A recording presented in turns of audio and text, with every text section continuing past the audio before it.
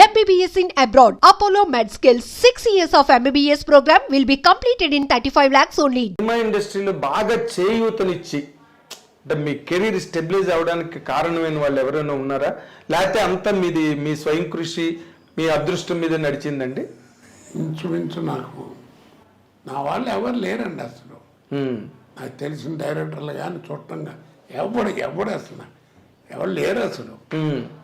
అది అంతే, ఎందుకు జరిగింది అందరికీ రాదు, ఏదో ఉంది భగవంతుడు ఇచ్చిన దయ అంతే. ఆయన ప్రాప్తం ఆయన ఇచ్చింది తప్ప నేను గొప్ప అనుకుంటే నాశనం అయిపోతా. అదేలేండి. అలా అయితే ఇప్పుడు మరి మీరు అలాగ మీ అదృష్టవశాత్తు లేకపోతే మీ ప్రతిభ మీ కెరీర్ మీరు అలాగ నడిచింది, ఎవరు సపోర్ట్ లేకపోయినా ఆ సక్సెస్ ఏదైతే వచ్చిందో దాన్ని మీరు సవ్యంగా వినియోగించుకున్నాను అనుకుంటారండి ఎప్పుడైనా, లేకపోతే దాంట్లో కూడా లోటుపాట్లు ఉన్నాయా? అంటే ఏదన్నా రెండేగులు ఎక్కువ తింటాం ఇలాంటివి తప్ప రెండో గొడవ లేదండి అసలు నాకు. యథార్థంగా చెప్తున్నాను. ఇప్పుడు ఈ ఫోటోలు అన్నీ ఉన్నాయి కదా, ఈ గెటప్లు ఉన్నటువంటి ఫోటోలు, మామూలు ఫోటోలు బోళ్ళు ఉన్నాయి. ఆ రోజుల్లో ఏంటంటే ఈ చెక్కల మీద ఉండేవి 100 days ఇవన్నీ. అవును, కొంచెం చెదబట్టి పాడైపోయాడు. సరే మీకు తెలుసు కదా, నాకు మా అబ్బాయి పోవటం. అవునండి. వాడు ఇవన్నీ కాస్త బాగున్న వాటన్నిటి ఫోటోలు తీసి ఇది చేయించి పెట్టాడు. అవునండి. 14 ఏళ్ళు ఇది పెట్టి 14 ఏళ్ళు అయింది. 14 ఏళ్ళు అలా ఉంది. అదేలేండి. అంటే లోటుపాట్లు మీరు ఏం ఫీల్ అవ్వట్లేదు? వెనకాతలకు ఒకసారి వెనక్కి తిరిగి చూసుకుంటే అరే నేను ఆ పొరపాటు చేశాను. పొరపాటు అంటే నాకు పనే ఉందండి. ఇప్పుడు నాకు అంటే గొప్ప చెప్పడం కాదు, ఇప్పుడు నా పక్కన కనీసం ఒక 50 మంది లేడీస్ వేసుంటారు. వాళ్ళ ఫోన్ నెంబర్లు కానీ వాళ్ళతో మాట్లాడటం అంటే షూటింగ్లో తప్ప అట్లాంటి గొడవలు నాకు అసలు ఆ గొడవలే లేవు. నేను నాటకాల దగ్గర నుంచి కూడా ప్రొఫెషన్లో ఉన్న వాళ్ళతో జాగ్రత్తగా ఉండాలి. ఓకే, అది నాకు మా అన్నయ్య నేర్పినటువంటి విద్య. నా ఫస్ట్ గురువు మా అన్నయ్యే. రే తోటి కళాకారుడు ఎవరైనా సరే నిత్య చేసేవాళ్ళు, ముఖ్యంగా ఆడవాళ్ళు ఉంటే చాలా జాగ్రత్తగా ఉండాలి, లేకపోతే కెరియర్ పాడైపోద్ది అనేవారు. ఊరికే మాట్లాడటానికి ఏమో జోకులు మీకు తెలియదు. అదే నేను ఎక్కడ కూర్చున్నా 10 మంది చేస్తారు. మీరు నిజంగా అలాగే ఉన్నారండి శ్రీరామచంద్రుడిలాగా? శ్రీరామచంద్ర సినిమాకి సంబంధించినంత వరకు అలాగే ఉన్నానండి. అవునా? మీరు నమ్మండి నమ్మకపోండి. కాన్ఫిడెన్స్ ప్రామిస్ చేస్తా. అంతేనా? ఎవరినైనా అడగండి. కాదు నేను అంటుంది ఎవరినైనా ఒక పాపులర్ స్టార్గా. అవును, అంటే మామూలు ఊరికి ఎలా డబ్బు ఏదో జూనియర్ ఆర్టిస్టులు ఆడలు కాదు, ఏదో 1-2 సినిమాలు చేయటం అది కాదు. నా పక్కన యాక్ట్ చేసినటువంటి ఇప్పుడు పెద్ద పెద్ద ఆర్టిస్టులు ఉన్నారు కదా, లేడీ ఆర్టిస్టులు. అవును, అది కాన్ఫిడెన్స్ చెప్పగలను. అంతేనా? ఓకే. బట్ మీరు ఒక విషయం మీరు గమనించారు, నాకు కూడా తెలిసి, ఎందుకంటే నేను మీ కెరీర్కి నేను డైరెక్ట్ విట్నెస్. కానీ చాలా కాంట్రవర్సీలు వచ్చేవి సార్ మీ మీద. ఎన్నండి బాబు, తాగుతూ షూటింగ్ చేసి డైరెక్టర్ కొట్టాడు, పక్క అమ్మాయిని ఏదో అన్నారండి, ఆ అమ్మాయి కొట్టింది, ఇలాంటి పుకార్లు ఎన్ని. తెల్లవాళ్ళు తాగుతాడు, వ్యభిచారాలు చేస్తాడు, తెగ తిరుగుతాడు, ఇవన్నీ ఎలా వచ్చేసారు అవన్నీ?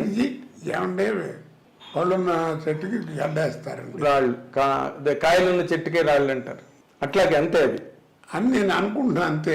ఓకే, నేనేం పెద్ద పద్ధతిని కాదు, నాకు సినిమాకి సంబంధించినంత వరకు నా బిహేవియర్ అది.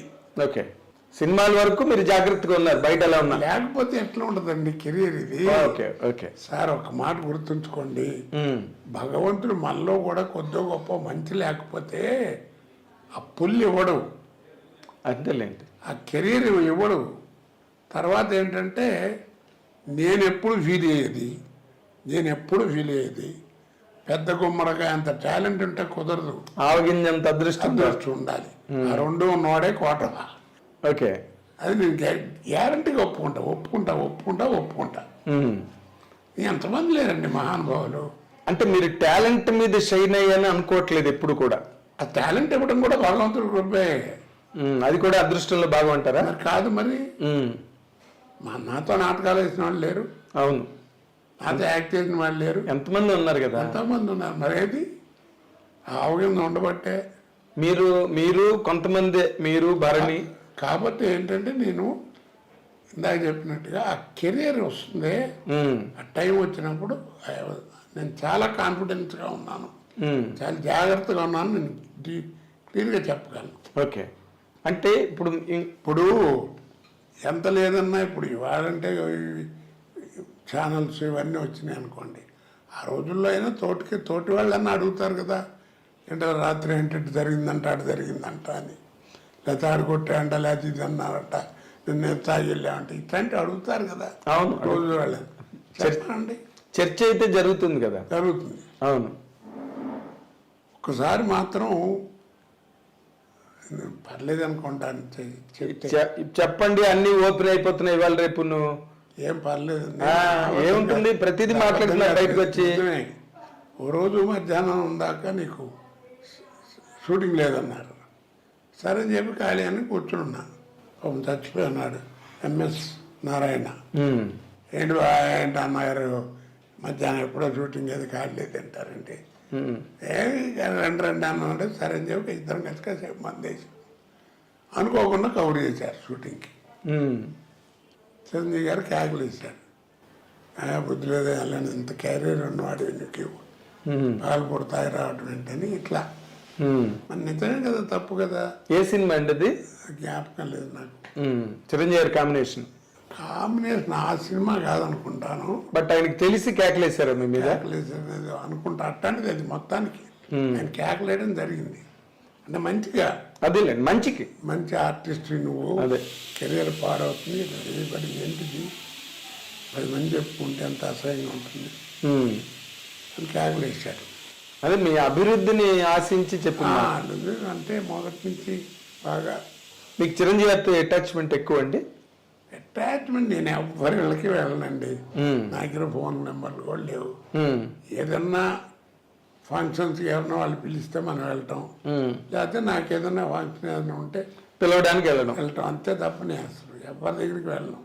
కాదు, చిరంజీవి గారితో ఏంటంటే ప్రాణం ఖరీదు ఫస్ట్ పిక్చరు. నేను కెమెరా ముందు నుంచింది ఫస్ట్ ప్రాణం ఖరీదు. నేను వాసు గారు డైరెక్టర్. అవును, కే వాసు డైరెక్టర్. మనం పోయారు కదా. అవునండి. ఆయన ఆ సినిమాలో చిరంజీవి గారు కూడా యాక్ట్ చేశారు. అవును. తెలియదు, నేను ఎవరో తెలియదు, ఆయన ఎవరో నాకు అంతవరకు తెలియదు. రాజమండ్రిలో అప్సరా హోటల్ దగ్గర ఉంటే ఒక రోజు సాయంకాలం పూట 7 గంటల వేళ ఒక టేప్ రికార్డులు కదా, అప్పుడు మ్యూజిక్ వినపడి ఇది చేస్తుంది ఏంటని చెప్పి వెళ్ళి చూసా. వరండాలో అయిన చిరంజీవి గారు మెడలో ఆర్టిన్ మార్కు ఆంజనేయ బెల్ట్ ఉంటుంది, చైన్, ఒక చిన్న లంగోటి కంటే కొంచెం పెద్దది డ్రైవర్ లాంటిది వేసి మ్యూజిక్ పెట్టి విపరీతంగా పిచ్చిగా డ్యాన్స్ చేసేస్తున్నాడు. ఇంటర్ బాబు ఇది అనుకున్నా.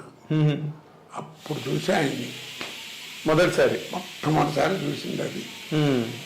అంటే ఎంత శ్రమ పడాలి ఆర్టిస్ట్ అంటే, సినిమాల్లో ఎంత పడతారని తెలిసి వచ్చింది నాకు.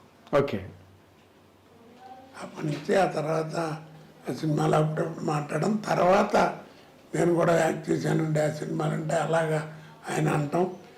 సరే, దానితో వేషాలు రావటం. చాలా సినిమాలు చేశారు కదా మీరు ఆయనతో కాంబినేషన్స్. ఫస్ట్ ఆయనకి ఆపోజిట్ ఫిల్మ్ చేసింది ఫస్ట్ పిక్చర్ 786, ఖైదీ నెంబర్ 786. ఆయనకి ఆపోజిట్ చేసింది. ఓకే.